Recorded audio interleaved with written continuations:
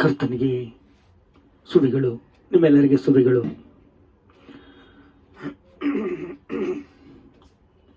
ಆದಿಕಾಂಡ 28:15 ನಿನ್ನ ಮೂಲಕ ನಿನ್ನ ಸಂತತಿಯನ್ನು ಎಲ್ಲ ಜನಾಂಗಗಳಿಗೂ ಆಶೀರ್ವಾದ ಉಂಟಾಗುವುದು. ಇದಲ್ಲದೆ ನಾನು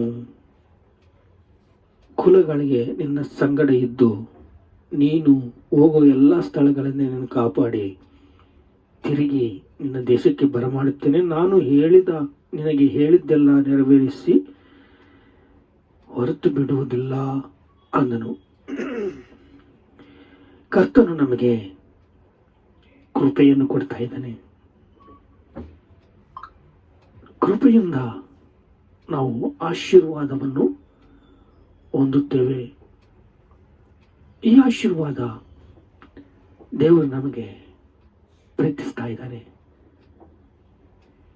ನಮ್ಮನ್ನು ಆಶೀರ್ವಾದಿಸ್ತಾ ಇದ್ದಾನೆ. ನಿನ್ನ ಸಂಗಡ ಇದ್ದು ನೀನು ಹೋಗುವ ಎಲ್ಲ ಸ್ಥಳಗಳಿಗೆ ನಿನ್ನನ್ನು ಕಾಪಾಡಿ ತಿರುಗಿ ಈ ದೇಶಕ್ಕೆ ಬರಮಾಡುತ್ತೇನೆ. ನೀನು ಎಲ್ಲ ಸ್ಥಳಗಳಿಗೆ ನಿನ್ನನ್ನು ಕಾಪಾಡಿ ತಿರುಗಿ ಈ ದೇಶಕ್ಕೆ ಬರಮಾಡುತ್ತೇನೆ. ನಿನ್ನನ್ನು ಪ್ರೀತಿಸ್ತಾ ಇದ್ದೀನಿ, ನಿನಗೆ ಆಶೀರ್ವಾದ ನೀಡ್ತಾ ಇದ್ದೀನಿ.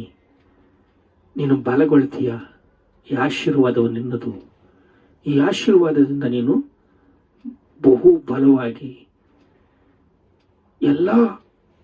ನೀನು ಹೋಗುವ ಎಲ್ಲ ಸ್ಥಳಗಳಿಗೆ ನಿನ್ನ ಕಾಪಾಡಿ ತಿರುಗಿ ಈ ದೇಶಕ್ಕೆ ಬರಮಾಡುತ್ತೀನಿ. ನಾನು ನಿನಗೆ ಹೇಳಿದ್ದೆಲ್ಲ ನೆರವೇರಿಸ್ತೀನಿ, ಹೊರತು ಬಿಡು ಅಂದನು. ಮೀಕ 4:1 ನೋಡ್ರಿ. ಮೀಕ ಗ್ರಂಥ.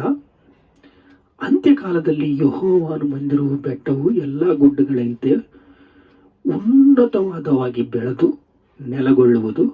ಆಗ ಜನಾಂಗಗಳು ಅದರ ಕಡೆಗೆ ಪ್ರವಾಹಗಳಂತೆ ಬರುವರು. ದೇವರು ನಿನ್ನನ್ನು ಆಶೀರ್ವದಿಸ್ತೀನಿ ಅಂತ ಹೇಳ್ತಾ ಇದ್ದಾನೆ. ದೇವರು ನಿನ್ನನ್ನು ಪ್ರೀತಿಸ್ತಾ ಇದ್ದಾನೆ.